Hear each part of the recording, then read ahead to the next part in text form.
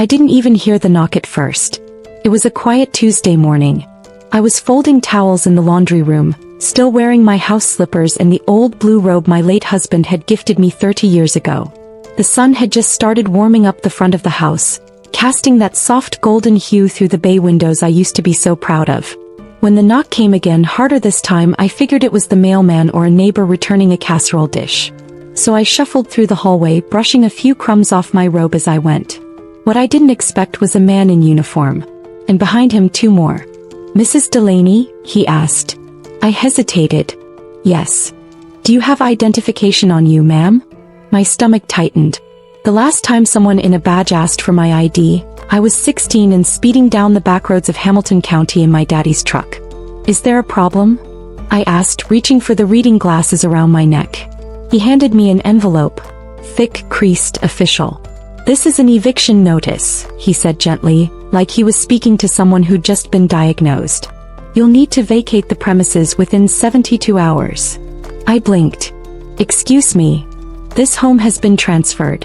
The new legal deed holder has initiated a formal removal. Everything is filed with the county. I'm just here to serve notice and supervise the transition."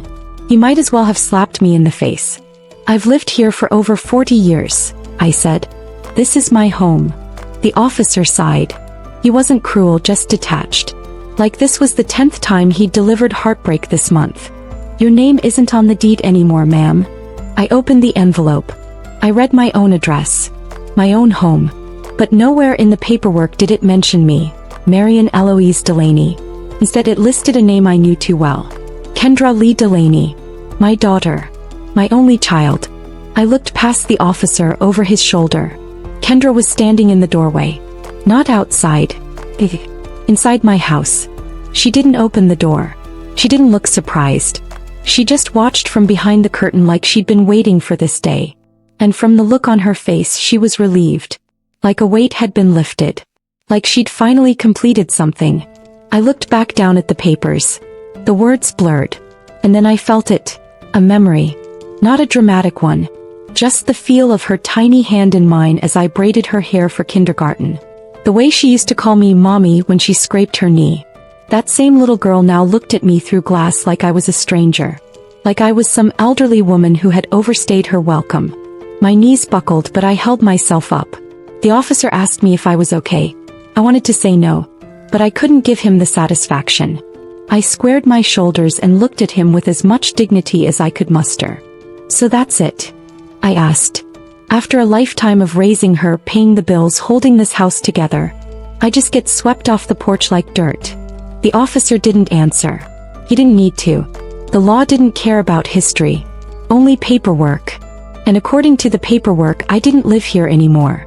That night, I sat on the edge of the twin bed in my neighbor's guest room, staring at the ceiling fan above me.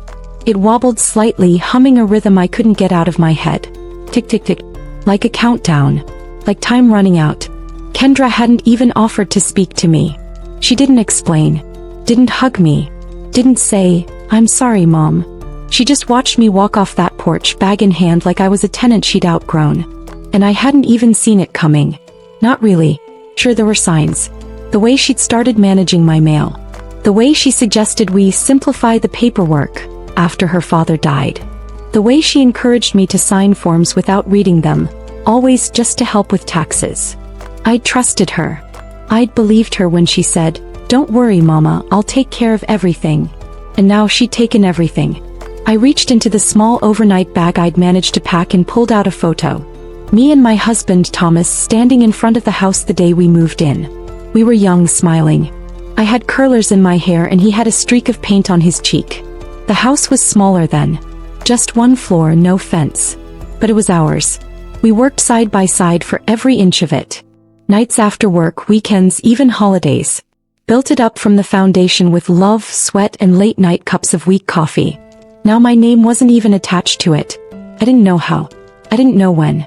But I knew why.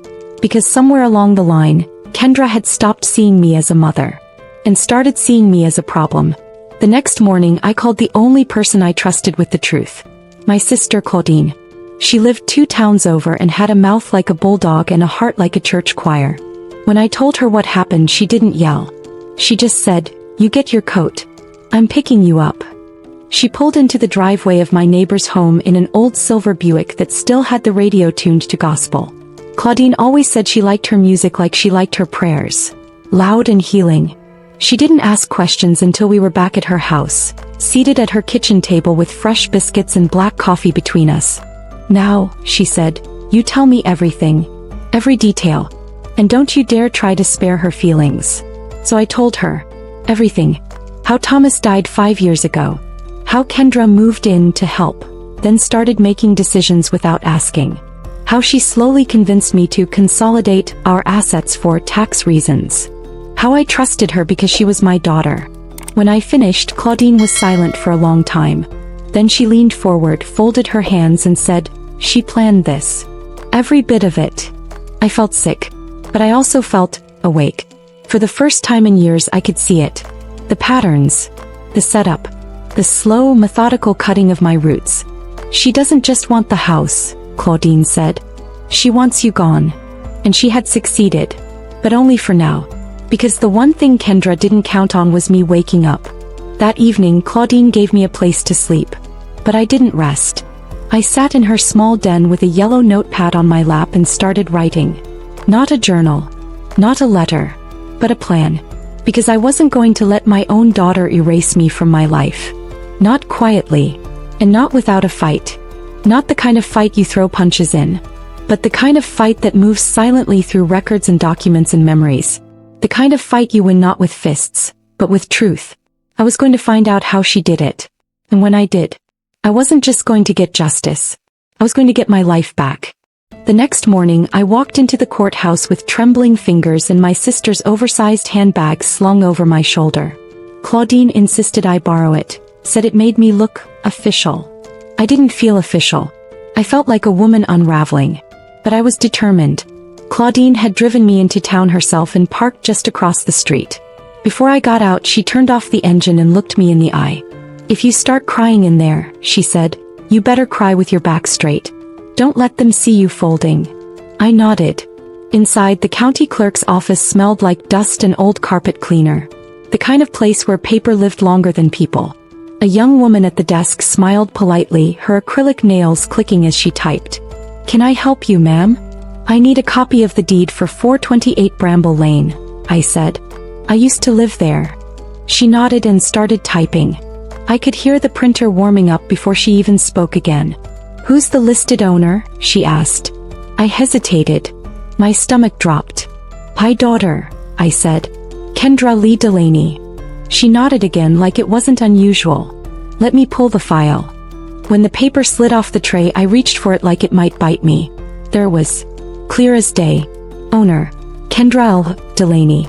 Transfer date, March 14, 2020. Signature of transferor, Marian E. Delaney. Witnessed and notarized. Filed and official. I just stood there staring at it. He had my signature. I had given her the house. And I didn't even remember doing it. My knees went weak. I sat down on the plastic waiting chair beside the counter before my legs gave out completely. The clerk looked at me with concern. "You okay, ma'am?" I didn't answer. Because my mind was racing. March 2020. That was right after my hip surgery. I was on pain meds. In and out of sleep. Barely eating. Kendra had been handling everything. Cooking, cleaning, bills. And apparently my legal documents too. I remembered her placing papers in front of me, saying it was a refinance, or something about power of attorney for emergencies. She'd handed me a pen. I trusted her. I signed. My throat tightened. My hands shook. I folded the document and placed it gently in Claudine's handbag. I thanked the clerk and walked out the front door like a ghost. Claudine was still in the car, reading a gossip magazine and humming to the radio.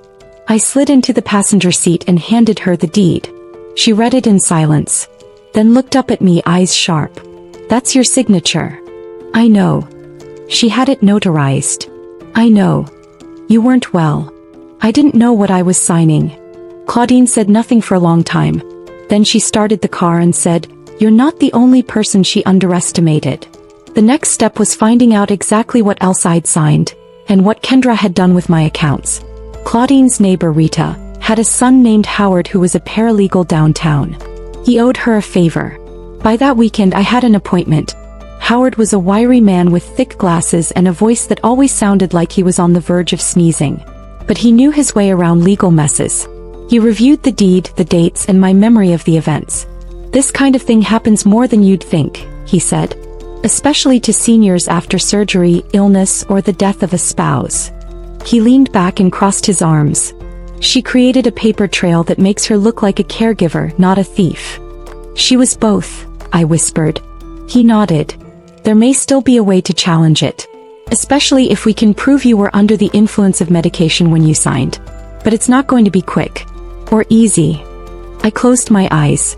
"How long?" "Months," he said. "Maybe more."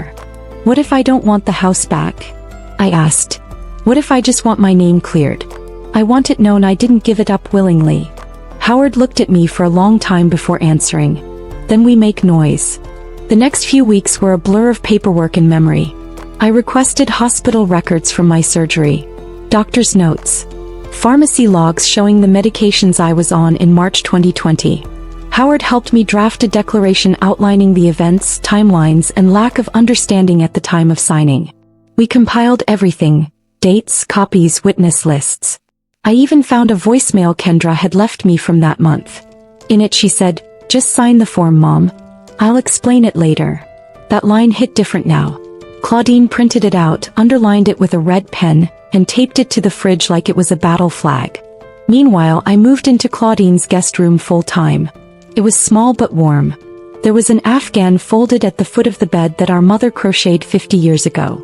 The window faced east, so I woke up each morning to sunlight on my face. It reminded me I was still alive. Still fighting. Kendra didn't reach out. Not once. Not even to see if I was okay. Or to explain. Or to lie. She just took the house. And moved on. But I wasn't going to let her rewrite the ending. One day, while organizing a box of old letters in Claudine's attic, I found something I didn't expect. A journal. It was mine, from when Thomas and I first bought the house. Pages and pages of handwritten entries, detailing every expense, every improvement, every dream. June 14th. Thomas dug the hole for the mailbox today. Said it makes the house feel real now. September 2nd. Refinished the kitchen cabinets by hand. Took all weekend. Burned the roast. Worth it. November 11th. Paid off the second mortgage. We danced in the living room with no music. I read each line like it was scripture. Proof of a life lived fully. Of ownership earned, not stolen. This journal would be evidence too. Not in a courtroom maybe, but in the court of hearts. Because if I was going to make noise, I needed people to hear me. So I wrote an open letter. 1 page. Simple. Honest. I included my name, my story, the date I was evicted, and a photo of the house taken in the spring of 1984. Me standing in the yard with a paint roller and Thomas holding a baby Kendra in his arms. Then I posted it on a local community board, a few online forums, and one small Facebook group for homeowners in my county. I didn't expect much. I just wanted to be heard. But within 2 days the post had over 200 comments. Most of them said the same thing. This happened to my aunt. My father signed over his home during cancer treatment. We need to talk about this more. One woman wrote, "You may not live in that house anymore, but you still belong in your story." That one made me cry. Guess it was true. A week later, a local reporter reached out. Said she'd read my letter. Asked if I'd be willing to do an interview. I wasn't sure. I didn't want revenge. I wanted truth. But Claudine said, "Sometimes truth makes the best revenge." So I said yes. The day the story ran, it was on the front page of the county section. Evicted by her own daughter. One woman's fight to reclaim her voice. They published the photo from 1984. And a newer one of me and Claudine on the porch, holding the journal and the deed. The article didn't name Kendra directly. But people knew. And Kendra? She couldn't hide anymore. That evening, for the first time in over 2 months, my phone rang. It was her. Kendra. Her voice was cold. "You didn't have to go public." I stayed quiet. "You've embarrassed me." Still silent. "You're acting like I did this to hurt you." Finally I spoke. "No, Kendra. You did this to forget me." She hung up. And I let her. Because I wasn't scared of silence anymore.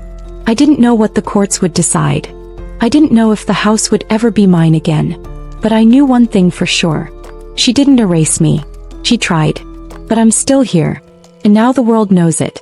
I hadn't heard my name that many times in years. For the first week after the article was published, the phone rang every other hour. Strangers, old friends, neighbors I thought had moved out of town long ago. Some called to say they'd read the piece and cried. Others called with their own stories, almost identical to mine. A few even offered rooms, dinners, legal contacts. It was overwhelming, but comforting. I wasn't alone anymore. And maybe I never had been. Claudine started keeping a log of the calls, organizing names, messages, and support offers in a little blue spiral notebook she kept near the kitchen phone. "This one's from a woman in Bartlett," she'd say, flipping the page. Said her son tried to move her out during her hip rehab. Sound familiar? Each entry in that book felt like a small brick being returned to the house Kendra tried to tear down. The attention didn't stop there. The local news station picked up the story. They aired a short segment during the evening broadcast, cutting between my interview, that old photo from 1984, and a slow pan of my house. My house.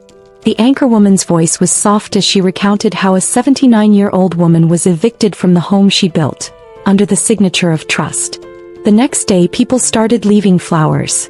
Not on Claudine's porch but at the edge of my former driveway.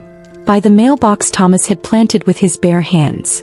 A small white sign appeared in the grass. "We believe Marian." Claudine cried when she saw it. I didn't. I just stared at it. Because all those years I thought I was invisible, quietly vanishing into old age. Now people were seeing me clearer than ever. Kendra, of course, didn't take it quietly. She posted on her Facebook page 2 days later, calling the article a twisted misrepresentation of facts, and claiming she'd only ever acted in her mother's best interest. She disabled comments after an hour. But screenshots never go away. One comment in particular made the rounds. "You don't accidentally remove someone from their own deed." I didn't respond. Didn't post anything. Didn't engage. Because I wasn't in this for spectacle. I was in it for the truth. Still, part of me wanted to scream every time she played the victim. Wanted to remind people that she didn't just file paperwork. She watched me leave with a suitcase and no place to go. But I held my peace. Because sometimes silence speaks louder than outrage. A week later, Claudine drove me to the small Methodist church I used to attend before the eviction. It was the first time I'd shown my face in public since the news broke. I expected whispers, stares, pity. But instead, the moment I walked in, the choir director stepped out of the aisle and gave me a hug so tight I almost forgot how to breathe. Sister Eloise brought me a plate of banana pudding after the service. Even Pastor Bennett paused his sermon mid-sentence to say, "We are a house that stands with our elders." I sat in that pew next to Claudine, blinking through tears I didn't mean to shed. When you're stripped of everything, home, title, identity, it only takes one act of kindness to make you feel real again. That day I felt real. Meanwhile, Howard, the paralegal helping me, was building our legal argument brick by brick. He gathered all the documents I'd collected. Medical records, pain prescriptions, notarized signatures, witness statements. He spoke with the notary who'd stamped the original deed transfer. Apparently, she remembered Kendra well. She was persistent, the woman said. Told me her mother had trouble with memory and just needed help getting things in order. Howard raised an eyebrow. "Did she seem confused to you?" The notary paused. "She didn't say much. Looked tired. Nodded a lot." "Did she read the document?" "I don't know. Her daughter did most of the talking. It wasn't a smoking gun. But it was smoke. And where there's smoke." One evening, as Claudine and I sat on the porch watching the cicadas settle into song, she said something I hadn't considered. "You know what she's probably afraid of?" "What?" "That you're going to get the house back." I shook my head. "That's not even the part that hurts," I said. "It's not about the house anymore. It's what she was willing to do to get it." Claudine nodded. "She gambled you wouldn't fight." "I almost didn't. But you are now." I looked out across the yard. The summer sky was turning gold and pink. A soft breeze carried the smell of fresh-cut grass. "I just want her to admit what she did." Claudine was quiet for a moment, then said, "Sometimes they never do." That's when I realized something. I wasn't fighting for an apology anymore. I was fighting for clarity, for myself and for every woman who'd ever been tricked, silenced, or discarded. Because if I didn't speak, who would? The court date came sooner than I thought. A pre-hearing really. Just to assess the validity of our claim. I wore my Sunday best. Claudine curled my hair and gave me her good earrings. The ones she swore gave her courtroom confidence. Kendra showed up late. Wore all black. Didn't look at me once. He brought a lawyer. Not the fancy kind. The low-fee kind who carries more folders than experience. Howard stayed calm. Presented everything clearly. The signature date, the medication schedule, the notary's statement, the voicemail about just signing the document. Kendra's lawyer objected, claiming none of it proved coercion or lack of consent. But the judge listened, and then asked Kendra directly, "Did your mother understand what she was signing that day?" Kendra hesitated, just for a second, but that second told me everything. "She did," she said finally. She was aware. The judge nodded and made no ruling, said it would be taken under advisement. But I could tell from her eyes. She knew something didn't smell right. As we left the courtroom, I paused in the hallway and turned to Kendra.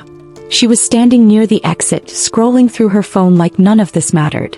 "I was your mother," I said. She didn't look up. "I still am." Silence. "You didn't just take a house. You buried a history." Finally, she looked at me. Her face unreadable. "I did what I had to do." "No," I said. "You did what was easy." I walked away before she could answer. Because I didn't need another excuse. I needed distance. Back at Claudine's, we made tea and sat under the back patio lights. The air was thick with summer and justice not yet served. Howard called later that evening with an update.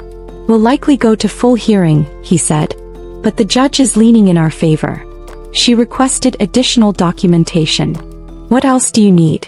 I asked. "A statement from someone who saw you sign the papers. Someone who can verify your condition." That's when it hit me. My old neighbor, Mrs. Carter. She used to come by during that time. Brought me soup. Sat with me after my surgery. I hadn't thought about her in months. She still lived 3 doors down from the house I used to own. I called her the next morning. She answered on the first ring. "Marian." I choked back a tear. "It's me." Later that week, Mrs. Carter submitted a notarized affidavit. In it, she described my mental and physical state during March of 2020. She said I barely remembered what day it was, let alone what I was signing. She said she'd always had a bad feeling about Kendra's constant paperwork and controlling tone. It was exactly what we needed. Howard called it the last nail in their coffin. I called it hope. Real solid hope. But even with all of this progress, something in me still ached. I missed my porch. I missed the creak of the screen door. The way the hallway smelled like lemon oil after I polished the floors. The sound of wind through the oak trees that Thomas planted himself. Even if I never stepped inside that house again, it would always be the place where I poured out my life. But I also realized something else. I didn't need the house to prove I belonged. I just needed the fight. The standing. The refusal to disappear. And that, more than anything, made me feel alive again. I didn't sleep the night after Mrs. Carter submitted her affidavit. It wasn't nerves exactly. It was something deeper, something I couldn't name. Like a thread had finally been pulled from the knot I'd been carrying for months, and now my chest felt loose. But not in a bad way. For the first time since the eviction, I believed something might shift. That morning, I made breakfast for Claudine and me. Scrambled eggs, turkey sausage, biscuits from scratch. She looked surprised when she walked into the kitchen. "Well, look who's standing upright before 8 a.m., she teased. I was hungry, I said. And I needed something to do. She poured herself coffee, leaned against the counter and said, "Howard called. He wants to meet tomorrow." Tomorrow. He says the affidavit changed everything. My hands trembled as I reached for the plates. "It really matters that much?" Claudine nodded. "It does when it's from a woman who's been on the same street for 30 years. People trust her. More than they trust your daughter." Howard's office was small, cluttered, and smelled faintly of paper and peppermint tea. He wore a navy blue sweater that looked 2 sizes too big, but his voice was full of urgency. "This affidavit gives us something we didn't have before. Independent corroboration," he said, tapping the paper with his pen. Combined with your medical records, the voicemail, and your testimony, we now have a pattern. A pattern of what? Of exploitation, he said plainly. Intentional manipulation of a person during a vulnerable period. He sat back and crossed his arms. I've seen cases like this before. Rarely do they ever get this far. Most people give up. I met his eyes. I'm not most people. Over the next few days, we worked on my official court statement. I spent hours recounting every memory I could from the period around the deed transfer. I described the medication haze, the confusion, the way Kendra spoke to me like a child. I even remembered the pen she handed me, a cheap hotel pen with purple ink. She'd smiled and said, "Just sign here. It's all to protect you." I had believed her. But now I understood. The signature wasn't for my protection. It was my erasure. That week, while cleaning out a drawer in Claudine's guest room, I found an old shoebox filled with photos. Ones I hadn't seen in decades. There were birthday parties, beach trips, cookouts in the backyard with Thomas wearing his ridiculous King of the Grill apron. But the one that stopped me cold was taken just 3 years ago. Kendra and me standing on the porch of the house. I had my arm around her. She was smiling. That day had been a good one. She brought me flowers. Said she was sorry for being distant. Said she wanted to start fresh. That was 3 months before the surgery. Before the signature. Before the betrayal. I sat on the bed holding the photo, wondering if maybe she had meant it, just for a moment. Somewhere inside her, the girl I raised still existed. But if she did, she was buried deep. And the woman who replaced her had made her choice. A week before the next court hearing, Howard called with a surprise. "We got access to a set of emails," he said. "Emails? From a shared financial account Kendra used while handling your affairs." He paused. "There's one in particular that's troubling." He read it aloud. "She's still on the meds. Can't remember half of what I tell her. I think now's the time to finish the paperwork. If I wait too long, she might get suspicious." The email was sent from Kendra's account to someone named TM. There was no signature. No direct reference to the deed. But the context was chilling. And it was dated just days before I signed the house over. I couldn't breathe for a moment. "You have a copy of this?" I asked. "I'll bring it to court," Howard said. This changes everything." The courthouse was colder this time. Not physically but in mood. Kendra arrived with a new lawyer. This one sharper, dressed in a crisp gray suit with confidence that practically dripped off her. But I didn't flinch. I wore my mother's brooch and Claudine's earrings again. And I walked in with my head held high. This was the real hearing. The one that mattered. The judge listened closely as Howard laid out the full story. The emails. The medical records. The notary's testimony. Mrs. Carter's affidavit. And then my voice. I stood and told the court how I'd raised my daughter after Thomas died. How I gave her everything I had. How I trusted her when I was at my weakest. And how she used that trust to remove me from the very home I'd built with my hands. I kept my voice steady. No tears. No drama. Just truth. The judge asked a few questions, mostly clarifications. Then Kendra took the stand. She looked thinner than before. Paler. But her voice was sharp. She claimed she never intended harm. That I had been forgetful for months. That I'd asked her to take care of things. That I'd signed the deed willingly. Howard stood and asked her directly. "Did you ever send an email referencing your mother's confusion?" I might have," she said.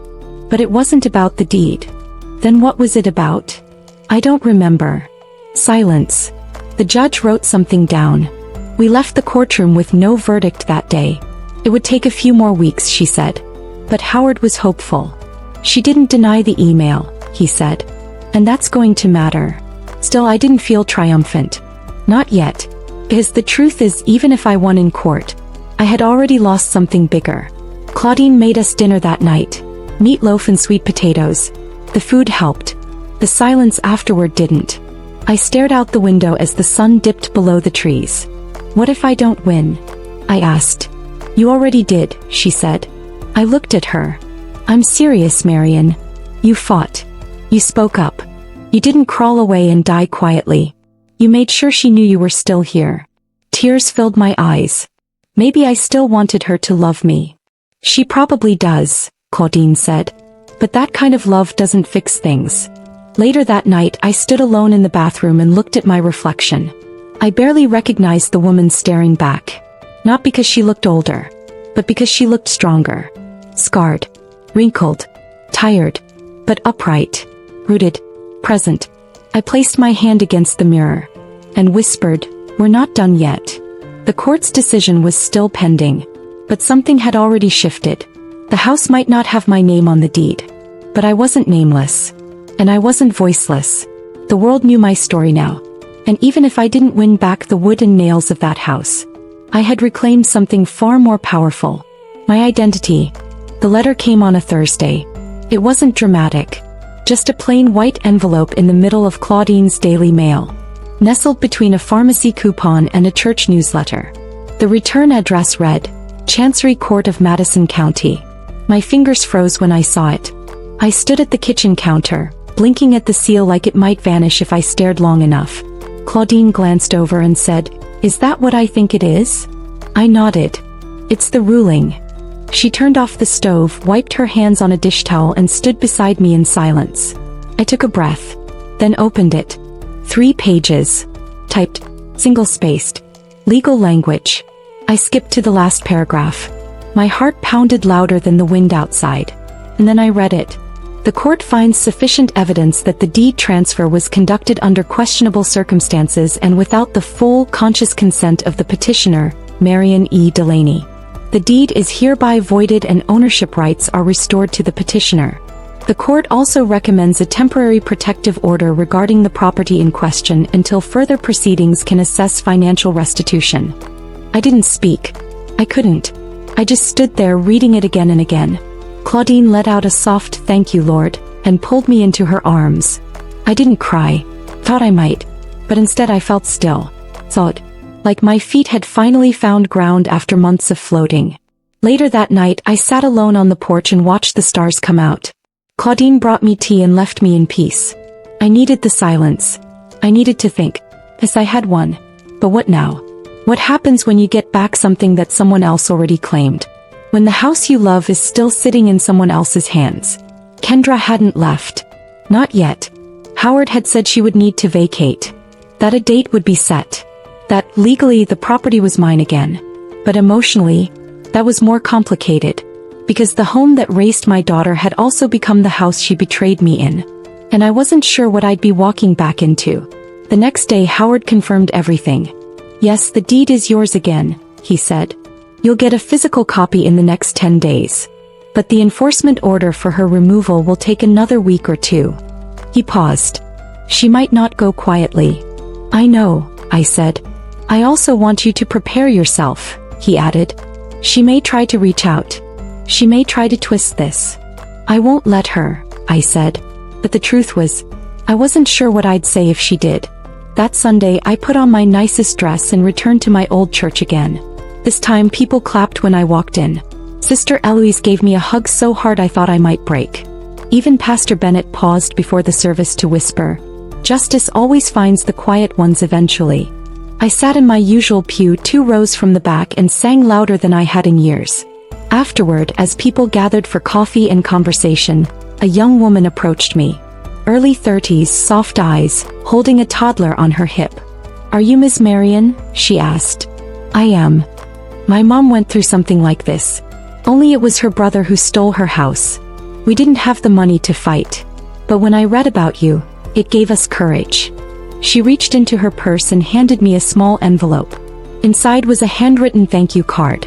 "You don't know what you've done for women like my mama." That's when I cried. Not for the house, but for every woman who didn't get a chance to fight. 3 days later, Kendra showed up at Claudine's house. She didn't knock. She just pulled up in her white SUV, got out and stood at the edge of the driveway. Claudine saw her first. She opened the curtain and said, "You have a visitor. Want me to get my broom or my Bible?" I smiled. "Let me try words first." I walked out onto the porch. Kendra didn't look the same. Her hair was pulled back tight, her makeup smudged, and her eyes had bags under them that no concealer could cover. She stood with her arms crossed. "I saw the ruling," she said. I said nothing. "I guess you won." "I didn't want to win," I said. "I just wanted the truth." Kendra looked away, jaw tight. It's just a house. I blinked. Then why did you fight so hard to take it? She didn't answer. It wasn't about the money, was it? I asked. He shrugged. I don't know. Maybe I felt like I deserved something for all I did. All you did. I moved in. I helped. I put my life on hold for you. You moved in 2 weeks after your father died, I said. You told me you needed space from your marriage, and I gave it to you. I didn't ask questions. I cooked for you. I folded your laundry. I let you cry when he didn't call. Her lip quivered. And then when I got sick, you told me not to worry, that you'd take care of it. I didn't know you meant take everything. She stepped forward. I didn't know how to be a daughter and a caregiver and a wife all at once. I was drowning, and no one cared. I cared, I said quietly. I always did. I didn't know how to ask for help, she whispered. That's no excuse for betrayal. Tears slid down her cheek. I'm sorry, Mama. I looked at her long and hard. Not at her face, but at the years in between. The good ones. The painful ones. The bedtime stories and late-night arguments. The Christmas mornings. The high school graduation. I don't hate you, Kendra, I said. But I don't trust you anymore. And I don't know when I will again. She nodded. I'll leave by the date they give me, she said. You won't have to see me again. Then she turned, got back in her car and drove away. The day the locksmith returned the keys to me, I walked through every room of the house in silence. I ran my fingers along the kitchen counter. Traced the grooves in the hallway doorframe where we used to measure Kendra's height every birthday. Stood in the backyard where Thomas and I danced barefoot during our 20th anniversary. It all felt familiar. But not the same. Like the bones were there but the spirit had gone elsewhere. Still it was mine again. Mine to grieve. Mine to heal. Mine to rebuild. Claudine helped me clean. Room by room. We threw out old things, scrubbed the windows and aired the place out. We painted the front door a new shade of blue. She said it was the color of rebirth. I didn't argue. That evening as we sat on the porch drinking lemonade, I asked her, do you think she meant it? The apology. Claudine took a long sip. I think she meant it the way people do when they realize they've lost. I nodded. And that's okay, she added. Let her carry the guilt. You just carry the peace. I closed my eyes and leaned back in my chair. For the first time in almost a year, I slept through the night. Not because everything was perfect, but because I knew who I was again. I wasn't just a woman who got evicted from her own house. I was a woman who fought her way back in, with grace, grit, and her name still intact. There's something strange about returning to a house that no longer smells like you. It hits you first in the hallway. Where once there was the faint scent of lavender polish I used for the floors, now there was cheap vanilla air freshener. In the kitchen, the coffee mugs I'd arranged for decades had been replaced with sleek black tumblers and fancy wine glasses I never used. My lace curtains were gone. The blue ones Kendra preferred hung stiffly in their place. It was still my house. But it didn't feel like my home. Not yet. Claudine helped me settle back in. She insisted on doing a cleansing, as she called it. Burned sage through the rooms and prayed over every doorknob. I'm reclaiming space, she said. Spiritual space. I laughed, but part of me needed that too. Because it wasn't just about scrubbing baseboards and repainting walls. It was about clearing the heaviness out of the corners. Making room again for peace.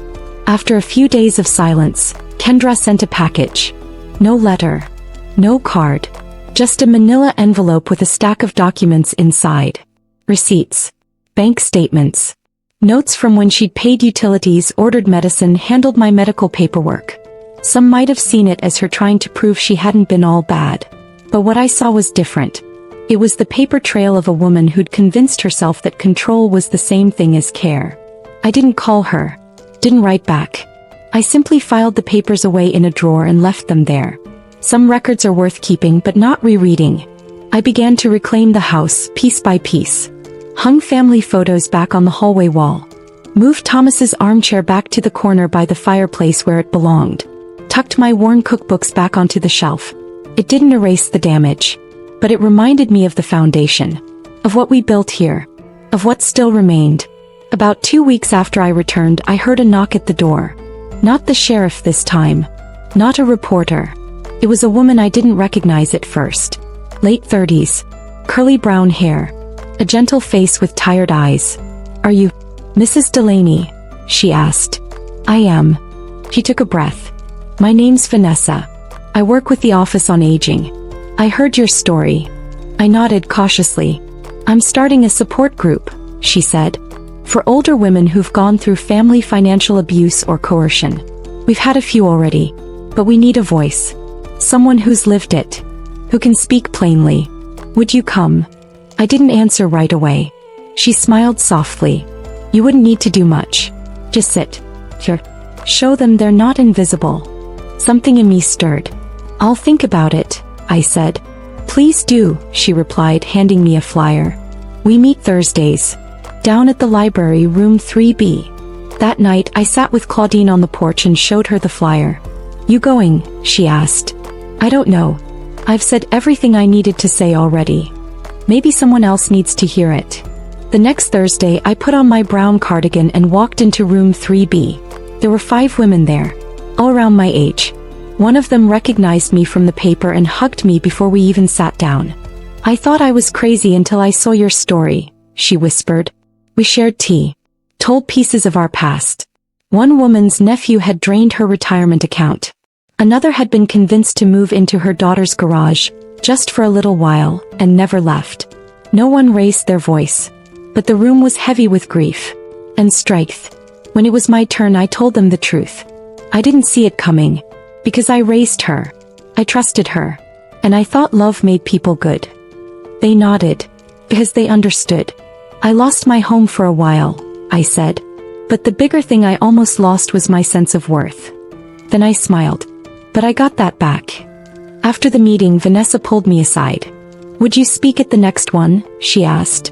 "We're inviting new women. Some still in denial. You could help them see it's real." I hesitated. "I'm not a speaker." "You don't need to be," she said. "You just need to be seen." Weeks passed.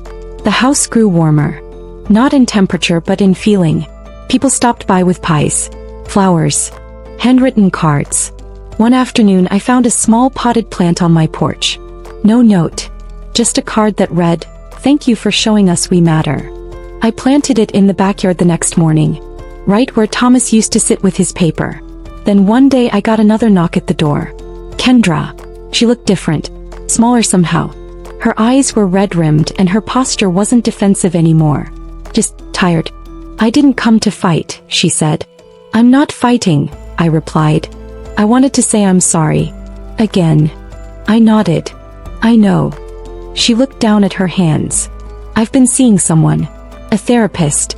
She says I have control issues. That I confuse love with ownership." "That sounds about right," I said quietly.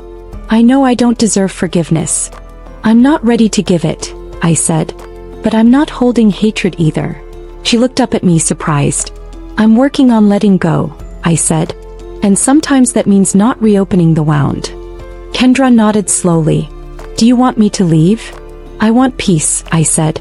"And whatever that looks like, it won't come from pretending nothing happened." She stepped back from the door. "I understand." Then she turned and walked away. Claudine called that evening and asked, "Did you slam the door in her face?" "No." "Wish you had." "No," I said, because for the first time she came without taking. That Sunday I stood in room 3B and told my story again. This time with clarity. Not just about what happened, but about who I became afterward. I told them I got evicted from my own house. But I didn't stay evicted from my own story.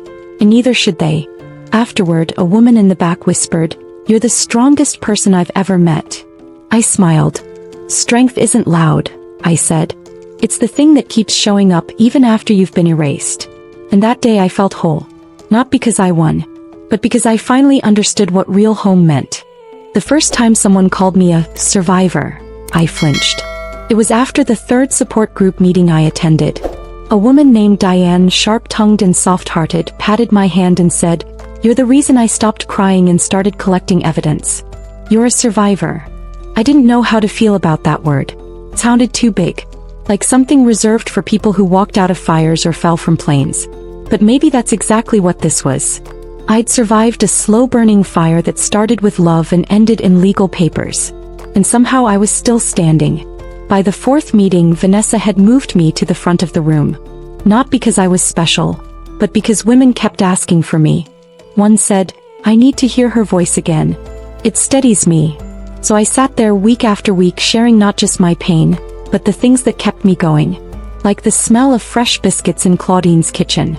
Like the memory of Thomas dancing barefoot on our porch. Like the photo I found of myself at age 35, standing in front of the house with a paintbrush and a baby on my hip. Full of dreams I didn't even know I had.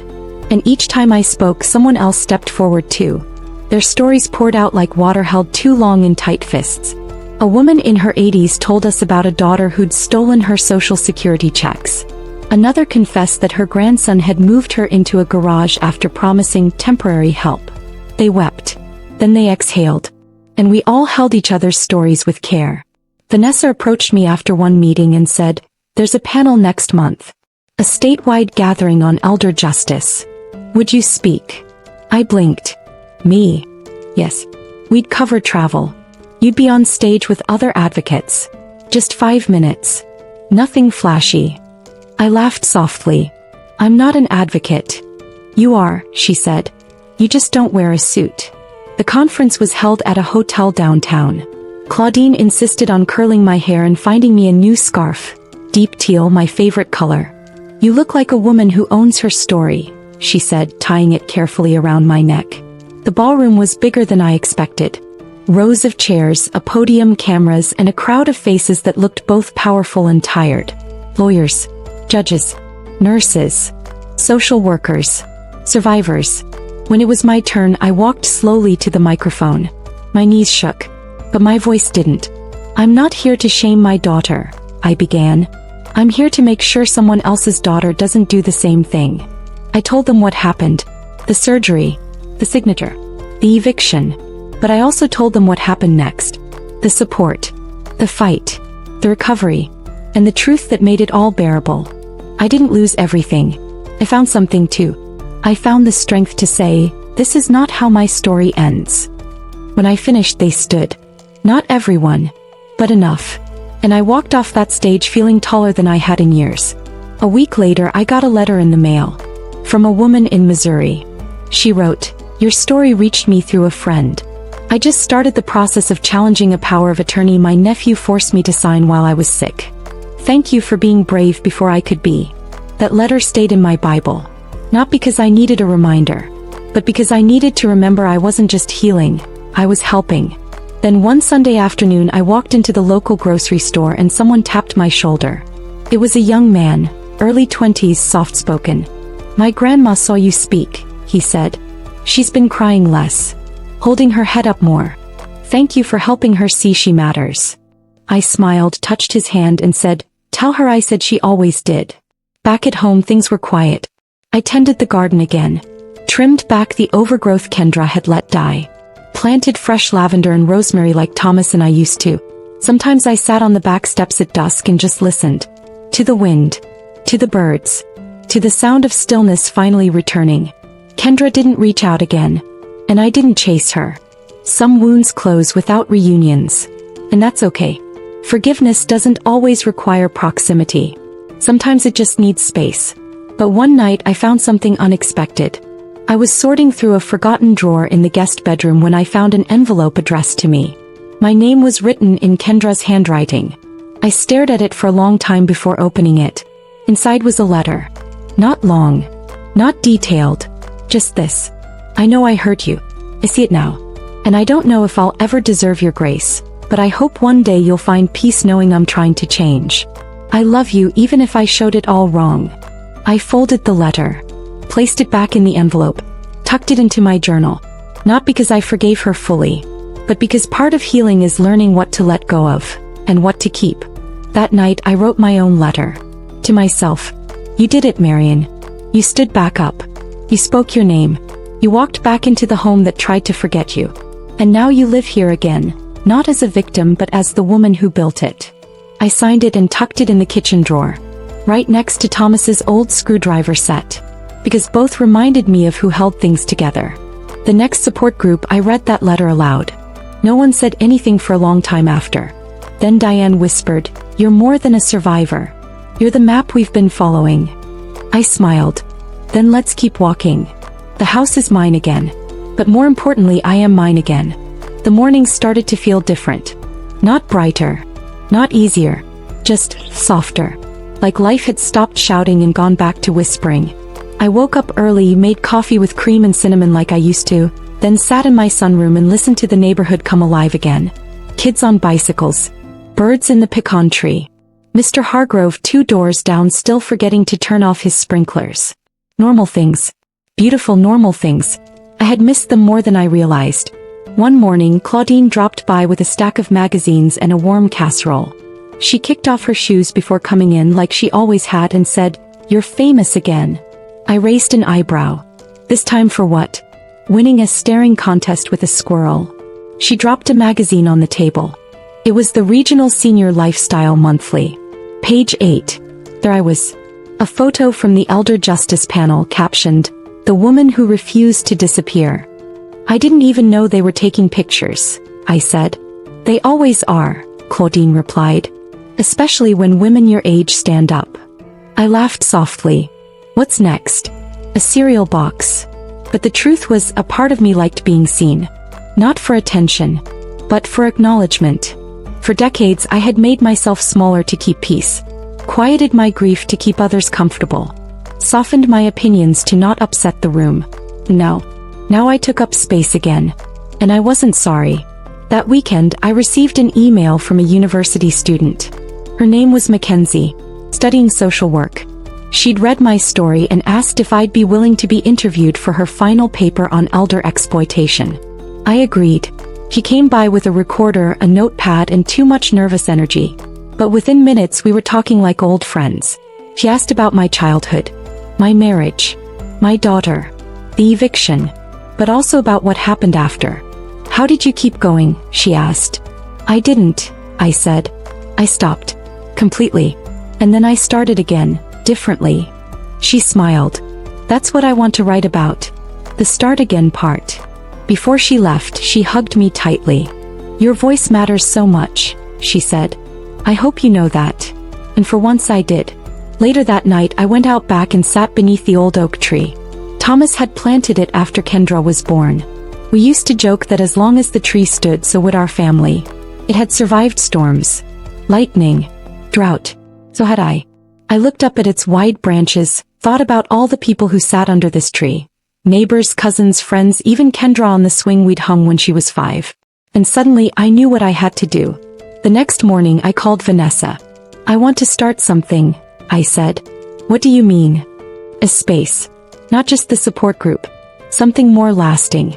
A place where women like me can come, even if they don't know yet that something's wrong." Vanessa was quiet for a second. Then she said, "What are you thinking?" I told her. She listened. Then she said the words that lit a fire in me. "Let's make it happen." 2 months later we launched the Porch Letters Project. It was simple. Women could send handwritten letters, anonymous or signed, sharing their stories of financial abuse, manipulation, or betrayal by family members. We'd collect them, archive them, and publish some online with permission, creating a digital quilt of lived experiences. The name came from something I told Vanessa. If I'd had someone to talk to on my porch that day, maybe I wouldn't have felt so alone. The project took off faster than we expected. Dozens of letters came in the first week. Then hundreds. Some were heartbreaking. Some were filled with rage. Some were just one sentence. I thought I was the only one. We printed every one on heavy cream-colored paper and kept them in a wooden box at the library, where women could come sit, read, and just feel understood. The first day we opened it to the public, I watched a woman sit for 3 hours straight, reading letter after letter. She never said a word. But when she stood to leave, she wiped her face and whispered, "Thank you." Kendra sent another letter. This time handwritten. Short. No excuses. Just this. "I saw what you built. I hope someday I can sit on your porch again. Not as your daughter, but as a woman who's learning. I'm sorry." I folded the letter and placed it in the back of the Porch Letters archive. Not for public reading, but as a reminder that even the ones who break us can sometimes want to be better. I never responded, but I kept the swing hanging on the old tree, just in case. Claudine joked that I was now a local celebrity. I joked back that if one more person brought me a pie, I'd need a bigger fridge. But deep down I knew something real had shifted. Not just for me but for others. I had gone from being erased to being evidence. Proof that survival is not just about getting through something. It's about telling the world what it cost you, and daring them to listen. One Thursday, Vanessa asked if I'd close out the support group session. I stood in front of the room and said, I used to think home was the walls and windows. Now I know it's your voice. Wherever that voice is safe, that's home. No one moved. One woman nodded through tears. Another whispered, say it again. So I did. That night, I returned home to find a note taped to my front door. No name. Just a single line. You helped me find the courage to come home to myself. I sat on the porch for a long time after that, rocking slowly, tea in hand, wind rustling through the trees. And I knew, I had not only reclaimed my house, I had reclaimed my place in the world. I never planned on becoming the woman people wrote to. But now I checked the mail each morning like I was looking for pieces of the past floating home. Some days the porch letters box brought stories from women in their 90s. Other times the writers were barely 40. They all had one thing in common. Someone they trusted had taken something that couldn't be easily returned. Some wrote about homes, others about money. One woman said her daughter-in-law had borrowed her good china and never gave it back, then called her ungrateful for mentioning it. The letters weren't always dramatic, but they were always heavy. They filled my dining room drawers, my bookshelf, the space under the hall table. Claudine said, at this point you're running a church of survival. I laughed, but I knew what she meant. These women didn't come to be saved. They came to be seen. And every time I read their stories I felt less alone. Then one afternoon I got a call I didn't expect. It was a social worker from Kendra's town. She listed you as an emergency contact, the woman said. She was in a minor car accident. Nothing serious. But she asked for you. I sat down. My heart did a strange twist I couldn't explain. I hadn't spoken to Kendra in months. Not since the last letter. Not since the day she stood at my door with red eyes and shaking hands and asked if I could ever see her differently. I'll come, I said. When I arrived at the hospital, Kendra was sitting upright, a bruise blooming on her cheekbone, her arm in a soft cast. She looked smaller than I remembered. We were both quiet for a long time. Finally she spoke. I wasn't speeding. Just tired. I've been working long hours. Are you okay? She nodded. Physically, yes. I waited. Then she looked at me, eyes tired. I'm sorry I called you. I didn't know who else. It's okay. I didn't know what I needed until I heard them ask me if there was someone to call. She paused. And your name was still the first one I thought of. My throat tightened.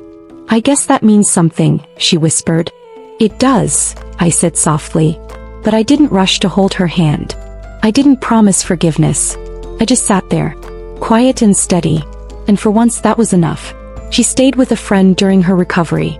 Didn't ask to come to the house. Didn't ask for anything. But she sent me another letter days later.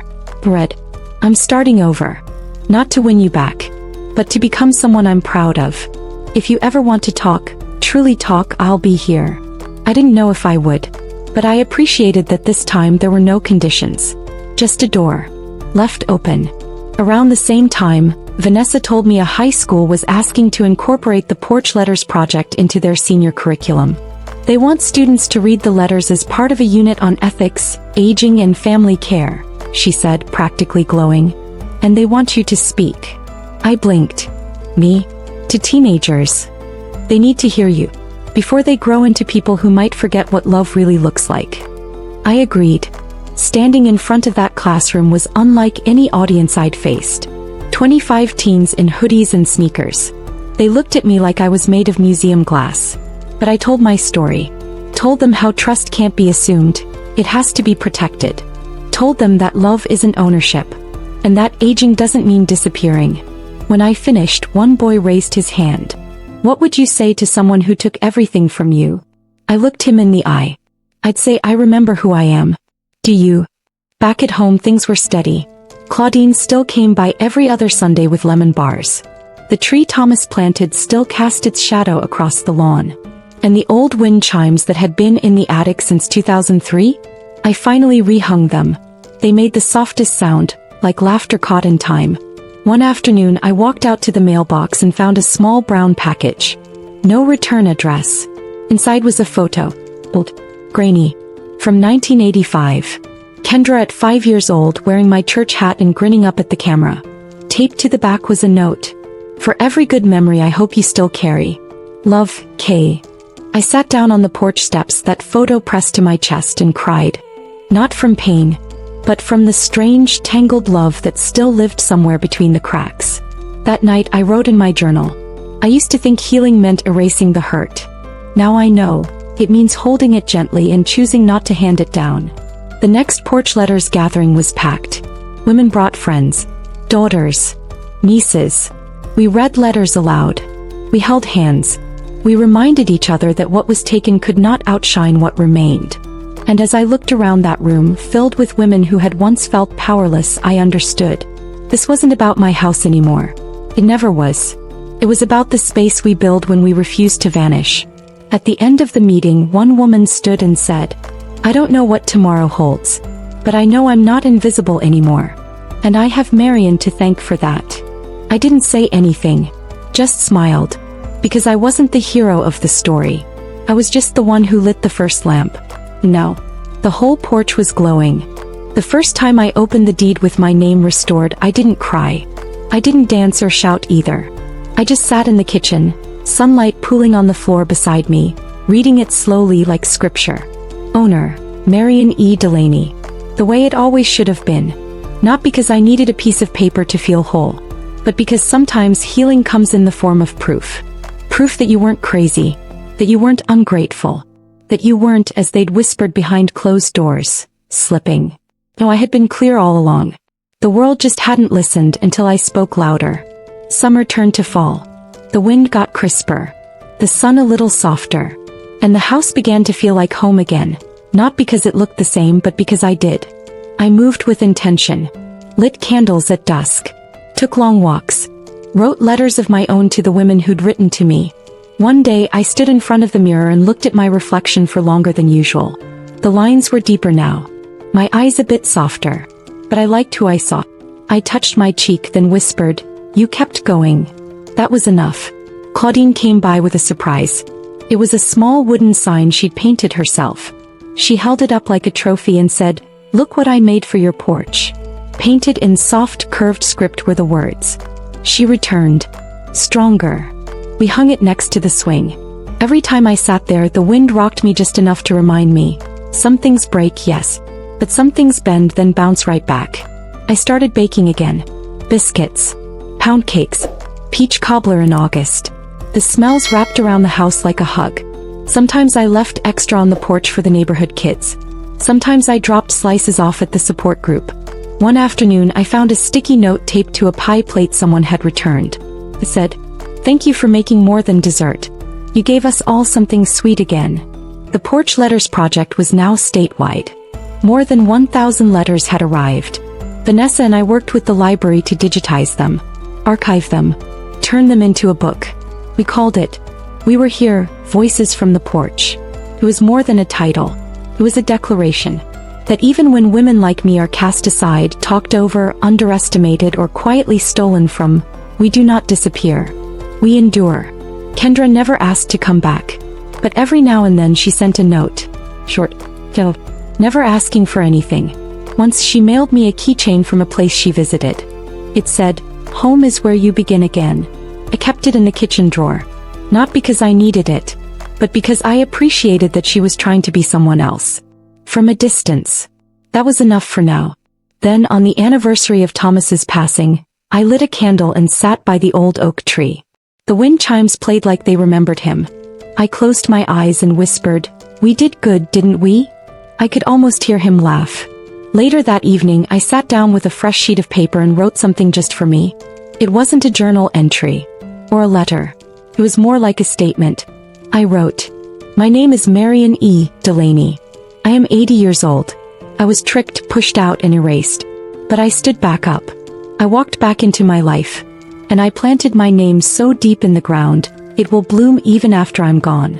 I folded the page and tucked it into my Bible. Right between Psalms and Proverbs. That's where it belonged, among words that spoke of pain and strength. The next morning I sat on the porch sipping tea. The birds were louder than usual. The sun was warm on my knees. And as I rocked slowly in my chair, I looked out over the neighborhood I had once believed I'd lost. But I hadn't. It had waited for me. Just like the house. Just like the swing. Just like my voice. I'm not invisible. I never was. I just needed to come back louder. Now, I'm home. Truly, fully, undeniably home.